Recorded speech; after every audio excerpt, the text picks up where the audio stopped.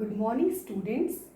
आज हम लोग जो हमारा तीसरा लेसन है काव्य खंड का कैमरे में बंद अपाहिज, इस पाठ का हम लोग अध्ययन करेंगे।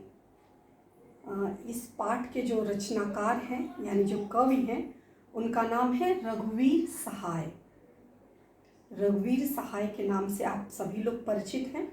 इससे पहले के वीडियो में हमने आप लोगों को रघुवीर सहाय जी का जीवन परिचय जो है वो बताया था। उनके विषय में हमने बताया था कि एक मशहूर पत्रकार के रूप में जाने जाते हैं।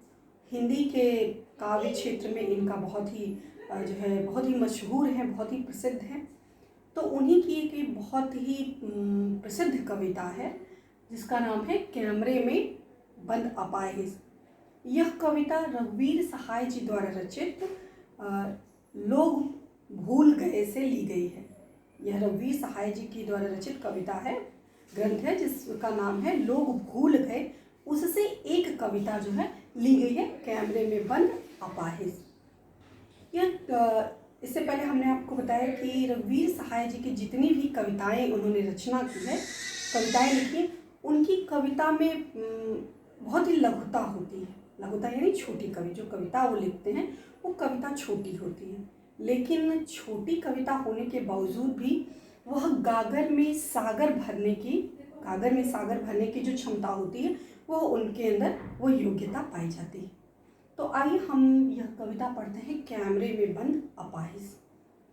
यह कविता बड़ी ही संवेदनशील कविता है। आज का जो मीडिया जगत है वो किस प्रकार अमानवीय होता चला जा रहा है, किस प्रकार उसमें क्रूरता का समावेश होता चला जा रहा है, लोगों की संवेदनाओं का किस प्रकार दोहन करता है, इसका जो वर्णन बड़ा ही सटीक रूप से रघुवीर सहाय जी ने अपनी कविता के माध्यम से किया है। और आप यहाँ देखेंगे, यहाँ पे लिखा हुआ है संदर्भ, प्रसंग, व्याख्या हम आपको बताएंगे, फिर काव्यगत सौंदर्य। काव्यगत सौंदर्य के अंदर आप दोनों पढ़ेंगे, भाव पक्ष और कला पक्ष। तो सबसे पहले हम इस कविता की थोड़ी सी पृष्ठभूमि बता दें ताकि आपको इजीली समझ में आए। इस कविता में एक जो है दूरदर्शन पर प्रसारित होने वाला एक कार्यक्रम है। उस कार्यक्रम में जो संचालक है वो क्या करता है कि वह एक पीड़ित व्यक्ति, पीड़ित मतलब एक दिव्यांग, आज के समय में दिव्यांग कहा जाए तो एक विकलांग व्यक्ति को जो शारीरिक रूप से अक्षम है, कहीं ना कहीं उसमें कोई ना कोई कमी है, उस व्यक्ति को जो है टीवी पर यानी दूरदर्शन पर ले आकर के प्रस्तुत करता है और उसकी कमियों को और ज़्यादा उजागर करके, उनकी कमियों को और उभार करके, उसकी पीड़ा को और ज़्यादा उसके कष्ट को और ज़्यादा दिखा करके, उसकी भावना का और ज़्यादा दोहन करके अपना आर्थिक जो लाभ है यानी कारोबार का जो लाभ है, जो प्रोग्राम की टीआरपी है, उसको बढ़ाने का वो हर संभव प्रयत्न करता है। वह इस प्रयत्न में पूर्णतः भूल जाता है कि मेरे प्रश्न से वह जो शारीरिक रूप से अक्षम व्यक्ति है उस व्यक्ति को कितनी पीड़ा हो रही होगी। कहने के लिए तो वो बताता है कि यह कार्यक्रम दूरदर्शन पर जो प्रसारित होने वाला यह कार्यक्रम है जो मैं आपके समक्ष प्रस्तुत करने जा रहा हूँ, ये किसकी लाइन है? संयोजक की, यानी जो कार्यक्रम प्रस्तुत करता है वो कहता है कि मैं आपके सामने जो एक सामाजिक कार्यक्रम प्रस्तुत करने जा रहा हूँ वो बहुत ही सामाजिक कार्यक्रम है और उस सामाजिक कार्यक्रम में एक दुखी व्यक्ति या एक पीड़ित व्यक्ति की पीड़ा को दर्शाया जाएगा। लेकिन वास्तविकता क्या है, वह उसकी पीड़ा को ना दर्शा करके वह व्यक्ति जो संयोजक करता है, जो संचालन करता है मंच का, वह उस व्यक्ति की पीड़ा को ना दर्शा करके बल्कि उसकी पीड़ा को और ज़्यादा जो है उसको और ज़्यादा दुखी करता है, उसकी भावना को और ज़्यादा उसको कष्ट देता है। या हम यूँ कहें कि अगर किसी का कटा हुआ हो स्थान हो, उस पर नमक लगाने का काम जो है बड़े ही बखूबी ढंग से जो है इसमें किया गया है। तो रघुवीर सहाय जी ने इस कविता के माध्यम से उन समस्त लोगों, उन समस्त मतलब वो मीडिया जगत या समाज के रचनाकार या और जो भी लोग ये दिखावा करते हैं कि हम लोगों की पीड़ा को समझने का जो झूठा ढोंग करते हैं, उन पर बड़ा ही सुंदर ढंग से कटाक्ष किया है। कि आपका वास्तविक उद्देश्य क्या समाज में जो लोगों की पीड़ा है उसकी पीड़ा को अभिव्यक्त करना है, कि उसकी पीड़ा को दिखा करके अपना जो कारोबारिक लाभ है उस लाभ को कमाना है। तो इस पर कवि ने व्यंग किया है, बड़ा ही जो है बड़े अच्छे ढंग से, अच्छे कविता के माध्यम से उन्होंने ये व्यंग किया है। तो आई होप आप लोग को समझ में आएगा। तो आइए हम देखते हैं। सबसे पहले हम कविता की लाइन पहले पढ़ेंगे, पहले देखते हैं संदर्भ क्या है। यह इस कविता का संदर्भ क्या है। कविता का संदर्भ इस प्रकार है। प्रस्तुत पद्यांश यानी जो काव्य खंड है, हम पूरी कविता को 2 पार्ट में पढ़ेंगे ताकि आपको आसानी से समझ में आ जाए। तो प्रस्तुत पद्यांश हमारी हिंदी की पाठ्य पुस्तक, जो हमारी हिंदी की पाठ्य पुस्तक है, उस पाठ्य पुस्तक का क्या नाम है? आरोह भाग 1, आरोह भाग 2। तो यह पाठ्य पुस्तक आरोह भाग 2 के 2 में संकलित कविता का क्या नाम है? कैमरे में बंद अपाहिज। कैमरे में बंद अपाहिज यह कविता जो है रघुवीर सहाय जी की बहुत ही प्रसिद्ध कविता जो है, जिसका नाम है हम भूल गए से उद्धृत है, से ली गई है। इसके रचनाकार, इस कविता यानी कैमरे में बंद अपाहिज, इस कविता के जो रचनाकार हैं या कवि हैं, उनका नाम क्या है? रघुवीर सहाय जी। ये बहुत ही बड़े कवि भी हैं, समाज सुधारक भी हैं और पत्रकार भी हैं। तो एक अच्छे नाटक को एक कविता के माध्यम से नाटकीय रूपांतरण जो है बड़े ही अच्छे ढंग से करने में सक्षम है। इस कविता का प्रसंग क्या है? इस कविता का प्रसंग इस प्रकार है। इस कविता में बताया गया है कि किस प्रकार दूरदर्शन पर सामाजिक कार्यक्रम के बहाने, इस कार्यक्रम के माध्यम से बताया गया कि किस प्रकार जो पत्रकार है, किस प्रकार जो कार्यक्रम का संचालन करता है या संयोजक है, वह किस प्रकार जो है दूरदर्शन पर, दूरदर्शन मतलब जो श्रव्य दृश्य माध्यम है, उस श्रव्य दृश्य माध्यम के साथ उस दूरदर्शन पर सामाजिक कार्यक्रम के बहाने दिखावा क्या करता है कि मैं एक सामाजिक कार्यक्रम दिखाना चाहता हूँ, लोगों को बताना चाहता हूँ कि समाज में किस प्रकार के व्यक्ति, यह व्यक्ति जो बहुत ही निर्बल है, कमज़ोर है, वह किस प्रकार अपना जीवन यापन करता है। तो वह कार्यक्रम के बहाने, उस सामाजिक कार्यक्रम के बहाने उस शारीरिक पीड़ा से ग्रस्त व्यक्ति, जो शारीरिक पीड़ा यानी जो अक्षम है, जो दिव्यांगजन है, उस व्यक्ति की पीड़ा को, उस शारीरिक अक्षम व्यक्ति की पीड़ा न समझकर वास्तविक दिखाते क्या है कि हम एक सामाजिक कार्यक्रम प्रस्तुत कर रहे हैं। कहाँ? श्रव्य दृश्य माध्यम यानी दूरदर्शन पर। हम दूरदर्शन के माध्यम से एक सामाजिक कार्यक्रम प्रस्तुत कर रहे हैं और हमारा उद्देश्य क्या है? एक संयोजक करता, संचालन करता जो वो कहता है कि हमारा उद्देश्य क्या है, हम उसकी पीड़ा को लोगों के सामने प्रस्तुत करना चाहते हैं। लेकिन वास्तविकता इससे पूर्णतः भिन्न है। वास्तविकता क्या है? वह उसकी पीड़ा को ना दर्शा करके उसकी पीड़ा के स्थान पर अपना जो उसका यानी जो संचालन करता है यानी मीडिया जगत जो है, वह उसका जो कारोबार है, अपना कारोबार जो है उसको फलता फूलता देखना चाहता है। उसका उद्देश्य क्या है कि उसकी पीड़ा, वो जो अक्षम व्यक्ति है उसकी पीड़ा को देख करके जो दर्शक हैं, जो श्रोता हैं, जो दर्शक हैं, उसको सुने, उसको देखें, उसके पीड़ा के साथ, उस व्यक्ति की पीड़ा के साथ सहानुभूति व्यक्त करें, जिससे वो उसके कार्यक्रम का जो है श्रोतागण या दर्शक उसके कार्यक्रम को बड़े ही चाव के साथ देखें, कार्यक्रम को किस प्रकार रोचक बनाना है, इस पर जो है कवि ने जो है व्यंग किया है। तो यह इस प्रकार हमारा प्रसंग हो जाए। व्याख्या जब हम कविता पढ़ेंगे तो हमको व्याख्या समझ में आए। आइए हम कविता पढ़ते हैं। कविता में क्या लिखा हुआ है? पहला जो है, कैमरे में बंद अपाहिज। हम दूरदर्शन पर बोलेंगे, हम समर्थ शक्तिमान, हम एक दुर्बल को लाएंगे एक बंद कमरे में। कवि बताते हैं कि जब कार्यक्रम का पूरा एक तरह से हमारे सामने एक पूरे उस जो संचालन करता है, वो जो पत्रकार है या जो संवाददाता के रूप में वहाँ पे प्रेजेंट कर रहा है, वो एक ऐसे असहाय व्यक्ति का साक्षात्कार लेने के लिए प्रस्तुत हुआ है। तो वह क्या करता है कि वो बताता है कि हम किस प्रकार जब हम उसका साक्षात्कार लेने के लिए उसको बुलाएंगे तो उससे उसको इंट्रोड्यूस करने से पहले, उसके विषय में उसको बताने से पहले, सबसे पहले हम अपनी पराकाष्ठा को, अपनी महत्ता को हम दूरदर्शन के सामने प्रस्तुत करेंगे।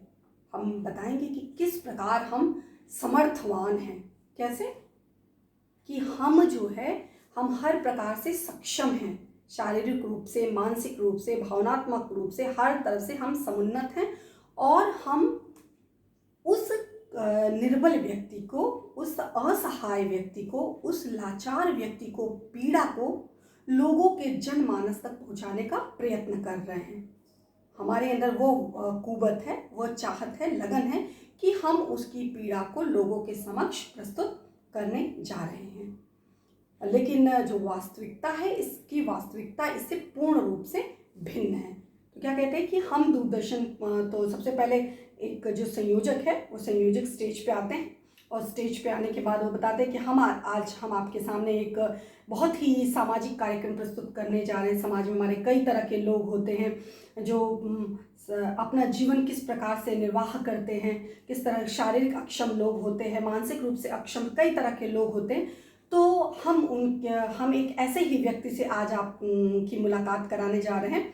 हम अपने टीवी चैनल के माध्यम से, हम अपने दूरदर्शन के माध्यम से अपने दर्शकों को, श्रोताओं को बताना चाहते हैं कि यह व्यक्ति कितना असहाय है। तो वह कविता के माध्यम से कवि बताते हैं कि वह जो संचालन करता है वह अपनी सामर्थ्य शक्ति को, वह अपनी योग्यता को, वो बताता है कि हम कितने योग्य हैं और अपनी योग्यता को दर्शाने के लिए हम अपने एक कमरे में, एक रूम में एक ऐसे व्यक्ति को लाएंगे, एक ऐसे व्यक्ति का साक्षात्कार लेंगे वो जो बोलने में सक्षम, को किसी भी प्रकार के शारीरिक रूप से बोलने में किसी न किसी प्रकार से वो शारीरिक रूप से असक्षम है, यानी दिव्यांग है। वो बोलने की कला में नहीं, मतलब वह दिव्यांग है, उसमें किसी न किसी प्रकार की शारीरिक अक्षमता है, वह योग्य नहीं है। तो अपने आप को बड़ा ही पावरफुल प्रस्तुत करते हैं। तो इस प्रकार कवि ने उस जो संचालन करता है उस संचालनकर्ता पे व्यंग किया है कि अपने आप को समर्थवान बता रहे हैं, क्या कह के कि कैमरे में हम उस व्यक्ति को लाएंगे जो निर्बल है, जो लाचार है, जो असहाय है, जो कमज़ोर है, और हम उसकी पीड़ा को जो है संपूर्ण जनता के सामने, यानी दर्शक के सामने पीड़ा को ला करके उसको समाज के सामने दिखाएंगे। लेकिन वास्तविकता क्या है, वह उसकी पीड़ा को ना दिखा करके, उसकी पीड़ा को प्रदर्शित ना करके अपना जो है वो आर्थिक लाभ कमाने में पूरी तरह से प्रयत्नशील है। उसके बाद क्या कहते हैं कि यह एक सामाजिक कार्यक्रम है। तो यह एक पहला पैराग्राफ जो आपके बुक में दिया हुआ है, पहला मुक्तक जो है, हम दूरदर्शन पर बोलेंगे, हम समर्थ शक्तिवान हैं। हम यानी जो मीडिया जगत है वह समर्थ शक्तिवान है। यानी यहाँ पे कौन सा अलंकार हो जाएगा, अनुप्रास अलंकार है। हम एक दुर्बल को लाएंगे, अपनी अस्मिता, अपनी पहचान को, अपना रुतबा ऊपर करने के लिए, अपनी सामर्थ्य शक्ति दिखाने के लिए क्या बताते हैं कि हम एक दुर्बल को लाएंगे, वह एक असहाय को ला करके लोगों के सामने प्रस्तुत करेंगे कि देखिए कितना असहाय है, यह कितना निर्बल है। तो इस प्रकार जो है एक उसकी इस जो दिखाते तो है कि हम बहुत समर्थवान हैं, बहुत शक्तिवान हैं, लेकिन कहीं ना कहीं जो संवाददाता है या जो संचालन करता है वह कहीं ना कहीं मानसिक रूप से जो है वो संकुचित है, उसकी सोच कहीं ना कहीं ओछी है, छोटी सोच है। अगर वो ऊंची सोच वाला या अच्छी समुन्नत सोच वाला होता, परिपक्व विचारधारा का होता, तो अवश्य कहता कि यह एक दिव्यांग व्यक्ति, ईश्वर ने जिस प्रकार हम सबको बताया उसी में से यह व्यक्ति ये भी है, यह अपना अनुभव हमारे समक्ष साझा करना चाहते, तो हम चाहते हैं आप भी इनके अनुभव से रूबरू हों। लेकिन ऐसा कदापि नहीं। जो संचालन करता है वो स्पष्ट रूप से कहता है कि हम आपके समक्ष एक निर्बल को लाएंगे, एक असहाय को लाएंगे। तो इस जो मुक्तक है, इस मुक्तक में भाव पक्ष में का व्याख्या यहाँ तक है, उसके बाद बताएंगे तो आपको व्याख्या अलग बताएंगे। देखिए भाव पक्ष में क्या होगा कि संवेदना से खेलने वाले व्यक्तियों पर व्यंग किया गया है। किस प्रकार जो है कविता में बताया गया कि किस प्रकार लोग सामाजिक कार्यक्रम कह करके और मीडिया जगत जो है किस प्रकार सामाजिक कार्यक्रम कह करके उस व्यक्ति का उपहास उड़ाया जाता है, कैसे उससे तीखे प्रश्न किए जाते हैं, इस प्रकार व्यंग किया जाता है। कवि ने उस पर उस जो कार्यक्रम का संचालन करता है उस पर व्यंग किया है। कवि एक सामाजिक उद्देश्य प्रस्तुत करना चाहता है। कवि हमारे समक्ष एक इस उदाहरण को रख करके बताना चाहते हैं कि किस प्रकार समाज जो है, समाज में ऐसे बहुत से लोग हैं, केवल एक टीवी जगत ही नहीं, दूरदर्शन जगत ही नहीं, ऐसे बहुत से आप देखते होंगे, प्रिंट मीडिया है, आप श्रव्य दृश्य माध्यम है और नाटक है, बहुत से ऐसे जगह देखेंगे जहाँ पे दिखावा तो करते हैं कि हम लोगों के मर्म को वास्तविक रूप से समझते हैं, लेकिन वास्तविकता ऐसे पूर्णता जो होती है परे होती है। लोगों का कार्य लोगों के दर्द को, लोगों की संवेदना को समझना नहीं, बल्कि लोगों की संवेदना को इस रूप में प्रस्तुत करना ताकि लोग उसका आनंद उठा सकें। कला पक्ष में आप क्या लिखेंगे कि साहित्यिक खड़ी बोली का प्रयोग, प्रस्तुत काव्य में साहित्यिक हिंदी खड़ी बोली का प्रयोग किया गया है। अनुप्रास अलंकार का प्रयोग किया गया, बताया स वर्ण की आवृत्ति है तो अनुप्रास अलंकार का प्रयोग किया गया। व्यंगात्मक शैली कि अपने आप को समर्थवान बताते हैं, शक्तिवान बताते हैं, ये बता रहे हैं कि हम समर्थवान कैसे, कि एक दुर्बल को ला करके, एक दुर्बल से तुलना करके अपने आप को समर्थवान बताते, तो यह व्यंगात्मक शैली है। फिर गंभीर विचार बड़ा ही गूढ़ है, विचार जो है बहुत ही गूढ़ विचार है, उस गूढ़ विचार को बड़े ही सरल शब्दों में कवि ने स्पष्ट करने का प्रयास किया है। एक तो प्रश्नोत्तर के माध्यम से नाटकीयता का गुण विद्यमान, जब आगे का हम लोग उत्तर पढ़ेंगे तो हमें क्लियर हो जाएगा किस प्रकार जो वार्तालाप शैली में प्रश्न किए जा रहे हैं, उत्तर किए जाए, किस प्रकार वार्तालाप शैली के माध्यम से नाटकीयता का गुण जो है विद्यमान। तो आइए हम आगे देखते हैं।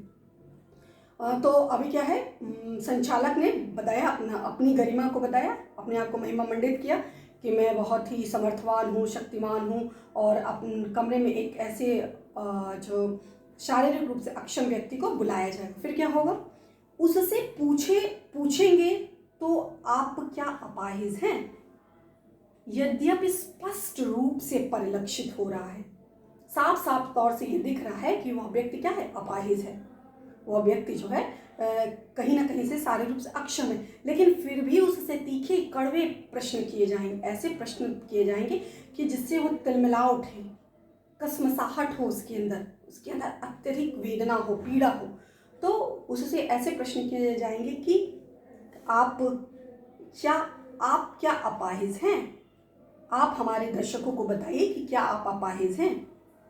आपने देखा होगा कि ऐसे बहुत से ऐसे प्रश्न किए जाते हैं, जैसे मान लीजिए किसी के साथ दुर्घटनाग्रस्त हो, कोई मौत के कगार पे पहुंचा, उस व्यक्ति से भी ऐसे असंवेदनशील प्रश्न पूछे जाते हैं अपनी सामर्थ्य शक्ति प्रदर्शित करने के लिए। तो उसी प्रकार कहते हैं कि आप क्या अपाहिज हैं, स्पष्ट रूप से दिख रहा है कि वो व्यक्ति अपाहिज है, लेकिन फिर भी उससे प्रश्न किया जा रहा है क्या आप अपाहिज हैं। फिर अगला प्रश्न, तो आप क्यों अपाहिज हैं। अब आप बताइए इसका प्रश्न आप क्या देंगे। अगर आपसे पूछा जाए कि आप क्यों अपाहिज हैं, तो इसका प्रत्युत्तर आप क्या देंगे, शायद मौन, इसके अलावा कोई इसका प्रत्युत्तर नहीं होगा। तो यह क्या है, ये अमानवीयता, इस संचालक की अमानवीयता को स्पष्ट करता है कि किस प्रकार वो इस तरह का असंवेदनशील प्रश्न पूछता है कि आप जो है अपाहिज क्यों हैं। क्योंकि किसी व्यक्ति का अपाहिज होना या ना होना ये स्वयं पे निर्भर नहीं करता, आप अपाहिज हैं या नहीं है, ये ईश्वरीय महिमा है। अगर ईश्वर ने जिसको जिस रूप में बनाए वो उसी रूप में होगा। तो अगर इस तरह के प्रश्न पूछे तो जाहिर सी बात है यह अतर्क संगत प्रश्न है, अमानवीय प्रश्न है, असंवेदनशील प्रश्न है।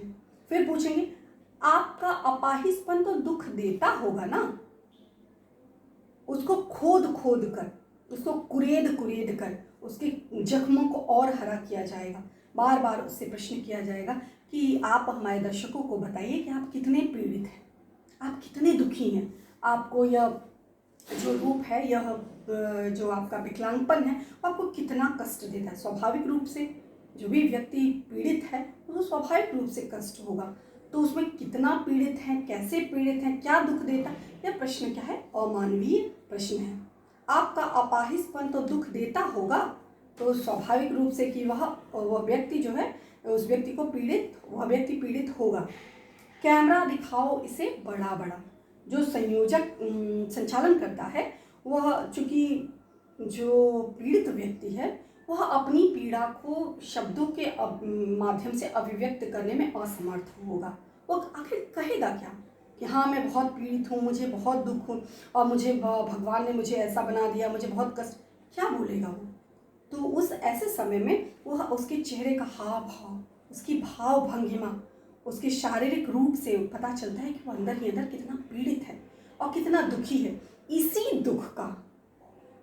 दुख को जो संचालन करता है वह अपने सहयोगी जो लोग बैठे हैं उनसे बोला कि कैमरे को जूम करके बड़ा करके उसके चेहरे की भाव भंगिमा को दिखाओ, वो व्यक्ति कितना असहाय है, कितना पीड़ित है।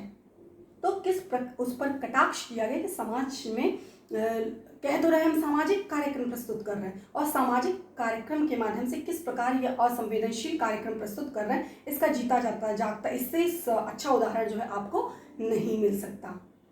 हाँ, तो बताइए आपका दुख क्या है? अरे आपने खुद बताया कि हम आपके सामने एक ऐसे व्यक्ति को प्रस्तुत करें जो शारीरिक अक्षम है। फिर आप उसी व्यक्ति से पूछिए कि आपको कौन सा दुख है और आपको स्पष्ट रूप से दिख रहा है, तो ऐसे समय में व्यक्ति क्या उत्तर देगा? तो हाँ, तो बताइए आप। जब बता दें कैमरा जो है बड़ा करके दिखाइए, तो वह अपने सहयोगी से करते तो वो व्यक्ति जो है, जो पीड़ित व्यक्ति कहीं ना कहीं दुखी होगा, कष्ट में वो वेदना से, उस पीड़ा से पीड़ित होगा, और ऐसे समय में उसके चेहरे की जो भाव भंगिमा होगी, कसमसाहट होगी, जो कष्ट होगा उसके चेहरे से स्पष्ट रूप से परिलक्षित होगा। और यही करुणा जो है, करुणा को बेच करके यह जो संचालन करता है वह अपनी आर्थिक लाभ जो है, कारोबार जो है वो करना चाहता है। वो अपनी टीआरपी इसी रूप में बढ़ाना चाहता है कि जब वो बोलेगा तो लोग उसकी चेहरे की पीड़ा को देख करके लोगों का हृदय पसीज जाएगा, वह भी पीड़ित होगा, और जो ऑडियंस है, जो दर्शक है, श्रोता है, वो भी पीड़ित होंगे। तो इस प्रकार उसके कार्यक्रम को और ज़्यादा रोचकता मिलेगी, लोग और भी मन से उस कार्यक्रम को देखेंगे। तो जल्दी बताइए वह दुख बताइए, बता नहीं पाएगा। कहते बार बार उससे संचालक बार बार यही प्रश्न पूछेगा, आप प्रत्युत्तर दीजिए, आप बताइए कि आप अपाहिज क्यों हैं, आपको अपाहिजपन कैसा लगता है। तो इस तरह से बेबुनियादी और तर्कसंगत प्रश्न पूछ करके उसके बार बार उसकी भावनाओं को जो है दुखी किया जाएगा, कष्ट दिया जाएगा, ताकि वह अपनी भावनाओं को लोगों के सामने अभिव्यक्त करे। लेकिन वह ऐसी भावना है जिस पीड़ा को शब्दों के माध्यम से अभिव्यक्त नहीं किया जा सकता। तो इस प्रकार वह अपनी मन की वेदना को, मन के कष्ट को वो बता नहीं पाएगा, और इसके माध्यम से जो संचालन करता है वह अपने कारोबार को बढ़ावा देगा।